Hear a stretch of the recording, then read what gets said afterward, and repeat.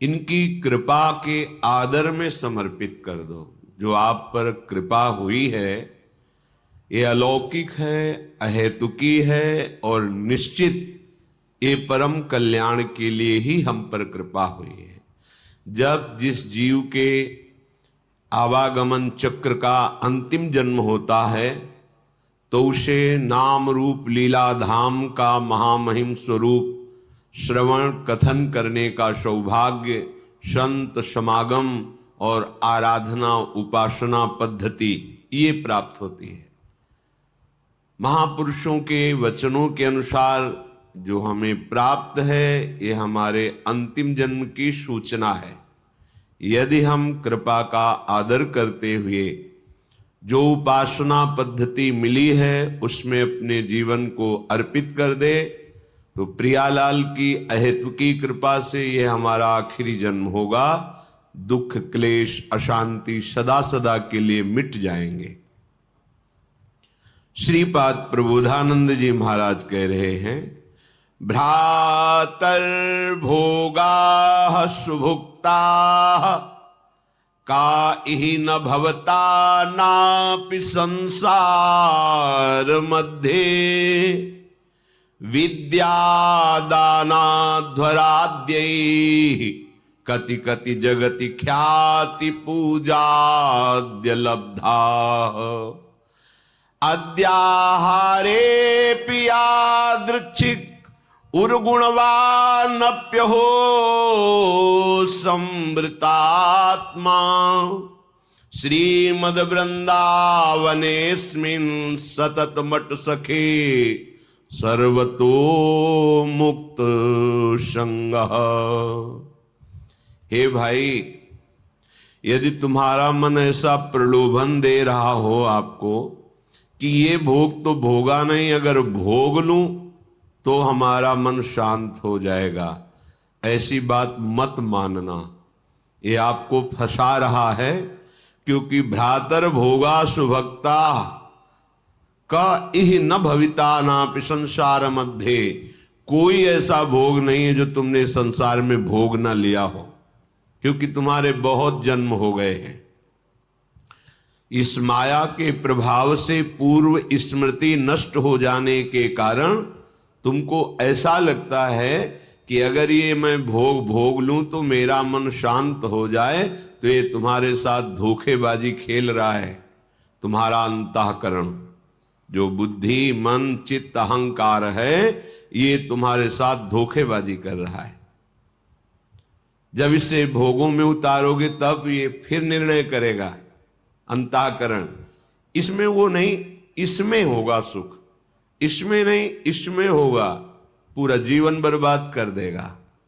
कौन सा ऐसा भोग है जो तुमने उपभोग नहीं किया? सुभुक्ता खूब अच्छी तरह से भोगा है, पर इस माया ने ऐसे विस्मरण को प्रकट कर दिया है कि तुम्हें होश ही नहीं है। तुम्हें लगता है मैं पहली बार संसार में आया हूं तो पहली बार तो मुझे भोग लेना चाहिए। एक धनी घर के उपासक वैराग्य भावना से चलने की चेष्टा कर रहे थे तो परिक्रमा में मिलते थे। एक बार उन्होंने कहा, मेरा मन ऐसा कहता है, जैसा ये महापुरुष जन इशारा करते हैं कि एक बार तो मैं भोग के देख लूं तो अपने मन को समझा लूंगा। नहीं, ये ऐसी फिसलन है, इसमें जो फिसला तो गुरु कृपा हरि कृपा ही आपको पुनः चढ़ा सकती है, नहीं तो ये फिसलता ही चला जाएगा, पकड़ में नहीं आएगा। फिर आप ये उत्साह भी खो देंगे कि मुझे परमार्थ में चलना है। देख लेना, ये उत्साह भी खो देंगे। जैसे जैसे आप धर्मयुक्त विषयों का सेवन और अधार्मिक क्रियाओं का त्याग, वैसे वैसे आप में एक ऊर्जा शक्ति, एक अध्यात्म बल, निर्णय करने की शक्ति, दुखों को सहने की शक्ति, कोई तुम्हें परास्त नहीं कर सकता, ऐसा एक ओज तेज बल ये प्रकट हो जाएगा। ये जो आप निराश हताश उदास इसी मन की सलाह के कारण हुए हैं। इसलिए हे उपासक, हे भाई, तुमने सब भोग भोग लिए हैं, मन की इस चाल में मत फंसना। ये तुम्हारा जन्म केवल भगवत प्राप्ति के लिए है, प्रभु को रिझाने के लिए है। कभी मान बढ़ाई में, कभी भोग वासना में, कभी शरीराभिमान में, कभी मोह ममता, ये ऐसे फंसाती रहती माया। विद्यादानाध्वराद्यैः कति कति जगति ख्याति पूजाद्य लब्धा।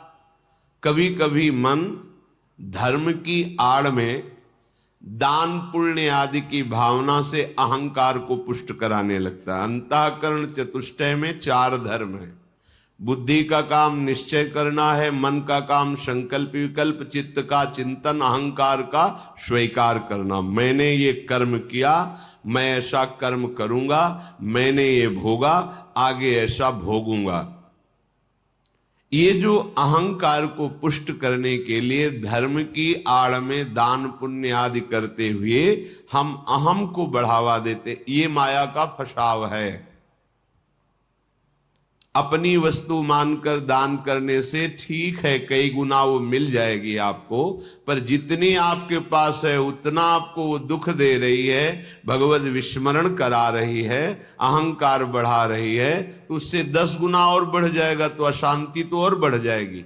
तुम्हें लगता है वैभव बढ़ने से शांति होती है? नहीं, ज्ञान बढ़ने से शांति होती है।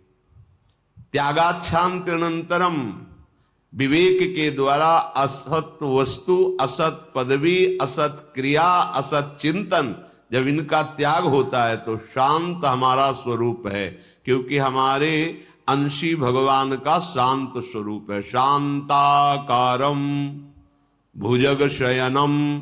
देखो, कोई सांप पे लेट के भी शांत रह सकता है, और ये तो भगवान शेष जी और उनकी गोद में लेटे हुए हमारे प्रभु कैसे शांताकारम।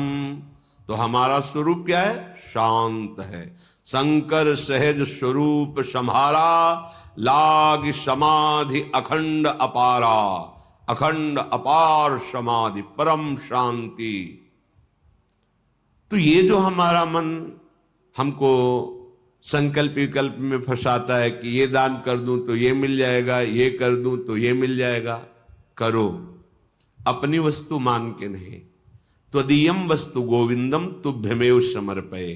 हे गोविंद, हे प्रियाजू, आपके द्वारा जो सेवा सामग्री दी गई है वो सेवा सामग्री आपके चरणों में समर्पित है। इससे आपको भगवत प्रेम मिलेगा, भगवत कृपा मिलेगी, आप महान शांति को प्राप्त होंगे। क्रिया वही है, अपनी वस्तु मान के दोगे तो कई गुना बढ़ के मिलेगी, और प्रभु की वस्तु मान के दोगे तो प्रभु मिल जाएंगे, जो परम लाभ है। इस मनुष्य जीवन का परम लाभ भगवत प्राप्ति है। श्रीपाद कह रहे कि विद्या, माया के 2 स्वरूप हैं, एक है अविद्या और एक है विद्या। दोनों माया ही हैं, पर विद्या में भगवान की प्राप्ति का मार्ग प्रकाशित होता है, और अविद्या भगवान से विमुख करके नाना प्रकार के भोगों में फंसाती है। दोनों माया ही। पर जो विद्या पढ़ करके उसे अभिमान से युक्त कर लिया जाता है, वो फंसाने वाली ही बन जाती है, क्योंकि वो भी माया ही है। मैं शास्त्रों का ज्ञाता हूं, मुझे बहुत आता है, मुझे सब ज्ञान है, मैं विद्वान हूं, ये ठीक नहीं। ये अहंकार आपको फंसा देगा, ये मुक्त करने वाला नहीं है। मुक्त करने वाला जो ज्ञान है, जो विद्या है, वो विद्या विनय संपन्ने ब्राह्मणे गविहस्तनी स्वनी चुपाके चा पंडिता समदर्शिना। तुम्हारी विद्या के प्रभाव से अविद्या नष्ट हो जाए और समदर्शी दृष्टि प्राप्त हो जाए, सब में एक ही परम तत्व विराजमान है, ऐसा अनुभव हो जाए, ये विद्या का लाभ हुआ। पर हम विद्वान होकर विद्याभिमान करके अगर अपने को और बांध रहे हैं तो विद्या नहीं है, वो अविद्या ही है। श्रीपाद कह रहे हैं जगत ख्याति पूजाद्य लब्धा। कोई मुझे बहुत अच्छा कहे, बहुत बड़ा दानी है, बहुत भगत है, बहुत सेवक है, आदि आदि, यदि ऐसी सुनने की इच्छा है आपको, ऐसी ख्याति पाने की इच्छा है तो ये भी माया का जाल है जो आपको आवागमन में बांध करके कष्ट देगा। विश्वास कीजिए महापुरुषों के वचनों पर। जब आप अखिल लोक चूड़ामणि भगवान के दासत्व से युक्त हो जाएंगे, उनके महामहिम नाम का जप, उनकी चरण सेवा, उनके गुण कीर्तन, तो आपका यश तो अपने आप हो जाएगा। पर यदि आप चाहेंगे यश और उसमें राजी रहेंगे तो आपका परमार्थ नहीं बनेगा। स्वार्थ तो जय जयकार लोग करेंगे पर परमार्थ नहीं बनेगा। फिर लाभ क्या मिला? अद्याहारेपि यादृच्छिक उर्गुण वानप्य हो समृतात्मा। अब तुम हमारी बात मान लो, श्रीपाद कह रहे हैं अद्याहारेपि यादृच्छिक, भगवान की जैसी इच्छा हो, जो वो तुम्हें जिस परिस्थिति में रखे हैं उसमें संतुष्ट हो जाओ। जथालाभ संतोष सदा काहू सो कछु न चाहोगे। अपनी ऐसी वृत्ति बनाओ कि भगवान से भी मांगने की इच्छा ना हो। जैसे वो मुझे रख रहे मैं उसमें राजी हूं। ये बहुत बड़ी उपलब्धि है, बहुत बड़ी सिद्धि है ये। इसी से सारी कामनाएं नष्ट हो जाती है। बिन संतोष न काम न साही और अछत काम सुख सपने नाही। बिना संतोष के कामना का नाश नहीं होता, और जब तक कामना रहती तब तक स्वप्न में भी जिसे सुख कहते हैं उसका अनुभव नहीं होता। जागृत की कौन कहे? आप कामना में ही सुख ढूंढ रहे हैं, और सिद्धांत कह रहा है कि अछत काम सुख सपने नाही। यदि हृदय में कामना है तो स्वप्न में भी सुख नहीं मिलेगा। कामना कैसे नष्ट होगी? बोले जथा लाभ संतोष सदा काहू सो कछु न चाहोगे। मैं सदा संतोष धारण करूंगा कि मेरे प्रभु ने जैसा विधान कर दिया है हमारे लिए पर्याप्त है। जथा लाभ आद्याहारेपि यादृच्छिक, जो हमारे आराध्य देव है उनकी इच्छा के अनुसार हमें आहार वास वस्त्र व्यवस्था और संग, ये जो कृपा करके मिला है, हमको अब आकांक्षा नहीं करनी चाहिए किसी भी वस्तु की। सच्ची मानो जैसे कोई प्रश्न करे कि हमें सत्संग की आकांक्षा करनी चाहिए, हमें भगवत चरणारविंद के धाम में रहने की आकांक्षा करनी चाहिए। यदि आप ठीक से भजन करते हो तो आपको कोई आकांक्षा करने की जरूरत नहीं। आगे से आगे वो जहां पहुंचाना जो करना अपने आप करेंगे। हम वृंदावन को जानते भी नहीं थे, पहली बार स्मरण हुआ कैसा होगा वृंदावन, क्योंकि अपने लोगों की अंतर्दृष्टि रहती थी, एक एक हरकत पर नजर थी अंदर की, बाहर का तो मतलब ही नहीं था। भगवान की ऐसी असीम कृपा रही है कि यौवन अवस्था में कभी कहीं भरपेट भोजन मिला हो तो मिला हो, ना कोई गर्म कपड़े पहनना, ना जीवन में कभी पंखा चलाना। ये ऐसी दुनिया का प्रपंच तो बहुत दूरी बात है, कभी पंखा के नीचे सोए हो ऐसा अनुभव नहीं है वृंदावन के सिवा। एकमात्र अंतर्दृष्टि, मेरी वृत्ति कहां है, बस इसी पर रहती थी। कहां है मेरी वृत्ति? बस हर तरह से इस मन को देखा है। जैसे लोग कहते हैं ना, मामू को मार्ग में पीएचडी किए, तो साधक उपासक साधु महात्मा केवल मन पर दृष्टि रखते हैं। सारी पढ़ाई मन की है, इसमें और कोई बाहरी बातें नहीं है। इसमें परम सिद्धि का जो लाभ होता है वो केवल मन पर दृष्टि रखी जाती है। उसी को दृष्टि में रख करके सृष्टि से बचा के और भगवान के चिंतन में लगाना, बस एक लगन लगी हुई, कैसे ब्रह्म साक्षात्कार हो, कैसे वहां कोई ये गुंजाइश नहीं थी। भोग सामग्री, भोग वार्ता, भोग दृश्य, घाटों में कहां गुंजाइश? दोपहर की तपती धूप में पंडों की छतुरी के नीचे, और रात्रि में वही घाटों में थोड़ी देर भिक्षुकों के बीच में बैठ जाना, जो मिला मिला, नहीं तो हर हर महादेव, शांत एकदम। ब्रह्मचर्य और संयम का बड़ा बल होता है। कभी निराश हताश और ऐसा नहीं कि चलने लायक नहीं, ऐसा कभी अनुभव जीवन में नहीं हुआ। आप समझिए वो परिस्थिति अगर ना मिलती तो शायद है कि वो अनुभव भी ना होता। जो अनुभव, एक जो निश्चिंतता, निर्भयता, एक ठसक, हर समय नवीन उत्साह, वो भगवान ने जैसी परिस्थिति चयन की थी उसी में राजी होने से हो गया। एक बार इतने भूख से व्याकुल हुए तो दो संत आए काशी के, और ऐसा कहाँ रहते हो? घाटों में रहते। भोजन जो महादेव जी दे देते। या घाटों में कौन देता है? अन्नपूर्णा। कभी सतुआ इतना जिससे भिखारियों को लोग बांटते हैं, 2-4 किलो सतुआ लिया, 50 बैठे हैं, ऐसे से डाल दी। तो कमंडल का ढक्कन होता था ऐसे रखा, कोई एक पीस बर्फी रख दी ऐसे, बोले आओ चलो आज तुम्हें भोजन पवाते हैं।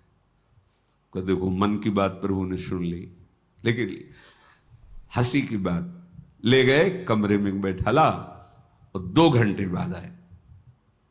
रात हो गई थी, शाम के बैठते थे जाके, और आए बोले हमारे यहाँ तो प्याज लहसुन बनता है, आप खाते हैं? ये तो नहीं बन। अच्छा महादेव।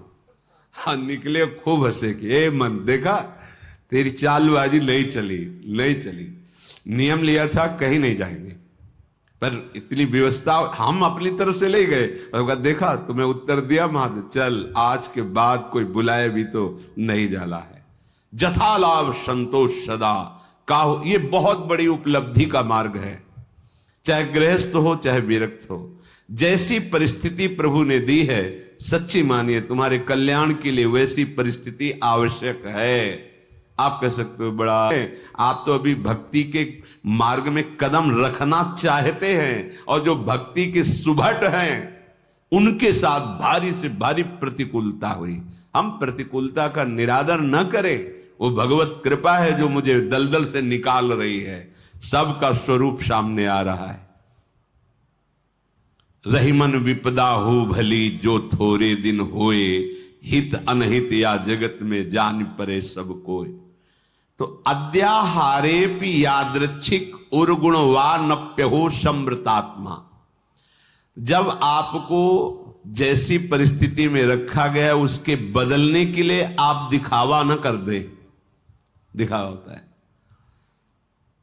ब्रह्म बोध प्राप्त करने के लिए एक महापुरुष मिले थे, उन्होंने कहा था कि अपने गुणों को प्रकाशित ना करे, मौन का आश्रय ले, और ऐसे जैसे कोई विक्षिप्त हो ऐसे रहे, फिर उसकी जो यथालाभ व्यवस्था होती उसमें रहे तो उसे बहुत जल्दी ब्रह्मबोध प्राप्त हो जाता है। अपने गुणों को प्रकाशित करके, अपनी महिमा को प्रकाशित करके उसका उपभोग करने लगे तो फिर वो स्थिति से गिर जाता है, वो उस चरम अवस्था को प्राप्त नहीं होता। गंगा किनारे एक से एक महापुरुष, एक से एक दिव्य अनुभवी महापुरुष, यहां कह रहे उर्गुण वानप्य हो समृतात्मा। आप अपने गुणों को प्रकाशित करके ऐसा कहीं उपभोग तो नहीं कर रहे, अपने सम्मान का गुण प्रदर्शित करके, चाही हुई वस्तुओं का, मानी हुई मान्यता का यदि उपभोग कर रहे हैं तो आप अपने मार्ग से गिर जाएंगे। आपको गुण प्रदर्शन नहीं करना। हम प्रभु के गुण गा रहे हैं, प्रभु का नाम कीर्तन कर रहे हैं, प्रभु की सेवा कर रहे हैं, प्रभु का जस गा रहे हैं। हजारों को लाभ मिले, लाखों को लाभ मिले, करोड़ों को मिले, सबका मंगल हो, कोई परेशानी। यहां कह रहे कि अपने गुणों का प्रदर्शन करके प्राप्त विषयों का सेवन उपभोग करना, विषय आए स्वीकृत नहीं हृदय में, जथा लाभ संतोष सदा। महलों में रखो चाहे झोपड़ी में वास दो, कोई प्रश्न नहीं है। चित्त का समाधान हो चुका है, अब कोई परेशानी नहीं है, कोई खुशी नहीं है, कोई दुख नहीं है। बहुत उत्तम स्थिति का वर्णन कर रहे हैं उपासक के। श्रीमद वृंदावनेस्मिन् सतत मठ सखे सर्वतो मुक्त संगा। ये अमृतमय वचन। वृंदावन में तुम्हारा आगमन हुआ, वृंदावन का आश्रय लिया, वृंदावन का वास, तो यहां किसी का संग मत करना। कह रहे हैं सखे सर्वतो मुक्त संगा। सर्व संग और संत संग इस सर्व में नहीं आता। भगवत अनुराग में रंगे हुए महापुरुष हैं, तो भगवत प्राप्त संतों ने भी ऐसी आकांक्षा की कि मुझे ऐसे प्रेमी महाभागवतों का संग मिले, क्योंकि बिना उनकी चरण धूल में बैठे, उनकी चरण धूल से अभिषिक्त हुए ना तत्वबोध होता है ना भगवत प्रेम होता है। तो संतों का संग ही सर्व संग का त्याग कराता है। इसीलिए श्री भगवान ने अपनी प्रसन्नता, अपनी प्राप्ति के उपाय का जब वर्णन किया तो कह रहे हैं, व्रतान यज्ञ छंदांस तीर्था नियमा यमाह यथा वरुंधित सत्संगा सर्व संगोपहो हिमाम।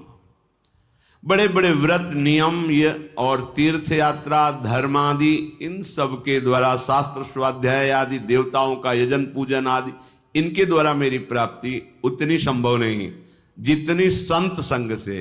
क्योंकि संत संग क्या करता, सर्व संगोपहो हिमाम, सर्व संगों का त्याग करा देता है।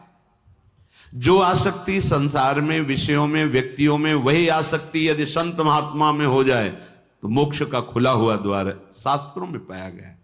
तो यहां जो सखे सर्वतोमुक्त संगा, उसका भाव है जो प्रभु से विमुख जन है उनसे हमारा परिचय भी नहीं होना चाहिए। वृंदावन ऐसे रहे मनो चिन्हारो नहीं, हम नहीं पहचानते किसी को। नेत्र नीचे हैं, अपने मार्ग को देख रहे हैं और अपने प्रिया प्रीतम का स्मरण कर रहे हैं।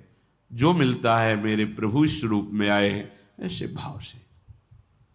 कहीं कोई सांसारिक भाव, सांसारिक संबंध नहीं।